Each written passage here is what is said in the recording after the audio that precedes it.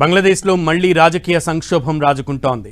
తన పదవికి రాజీనామా చేస్తానని బంగ్లాదేశ్ తాత్కాలిక ప్రభుత్వ సారథి మొహమ్మద్ యూనస్ హెచ్చరించినట్లు తెలుస్తోంది. దీనికి నిరసనగా ఇవాళ రాజధాని ఢాకాలో ర్యాలీ నిర్వహిస్తున్నట్లుగా ఆయన మద్దతుదారులు ప్రకటించారు. యూనస్ను 5 ఏళ్ల పాటు పదవిలో ఉంచాలి, ముందు సంస్కరణలు, తర్వాతే ఎన్నికలు అంటూ నిరసనకారులు తమ పోస్టర్లలో డిమాండ్ చేశారు. ఈ ఏడాది డిసెంబర్లోగా దేశంలో సార్వత్రిక ఎన్నికలు నిర్వహించాలని బంగ్లాదేశ్ ఆర్మీ చీఫ్ వకర్ ఉజ్ జమాన్ పిలుపునిచ్చారు. దేశ భవిష్యత్తును నిర్ణయించే అధికారం ప్రజాప్రభుత్వానికి మాత్రమే ఉంటుందని పునరుద్ఘాటించారు. దీంతో తన పదవికి రాజీనామా చేస్తానని యూనస్ హెచ్చరించినట్లు వార్తలు వచ్చాయి. ఎన్నికలు ఎప్పుడు జరిగినా బంగ్లాదేశ్ అనధికార ప్రధానమంత్రిగా కొనసాగుతున్న యూనస్ పదవీ కాలం ముగిసిపోతుంది.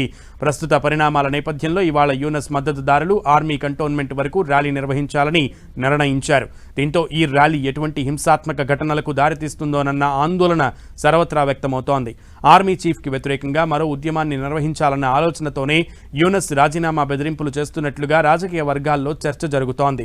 ప్రస్తుత రాజకీయ వాతావరణం నిరసనల మధ్య తన బాధ్యతలను సక్రమంగా నిర్వర్తించలేకపోతున్నానని, దీని కారణంగానే రాజీనామా చేయాలని యూనస్ యోచిస్తున్నట్లుగా విద్యార్థులు చెబుతున్నారు.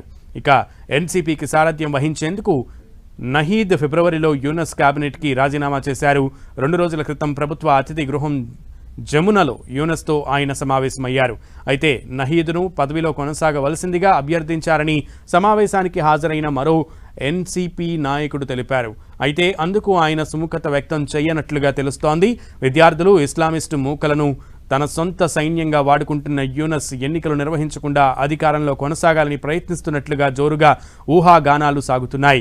2026 జూన్లోగా ఎన్నికలు జరుగుతాయని యూనస్ చెబుతున్నప్పటికీ బీఎన్పీతో పాటు సహా వివిధ రాజకీయ పార్టీలు సత్వర ఎన్నికలను కోరుతున్నాయి.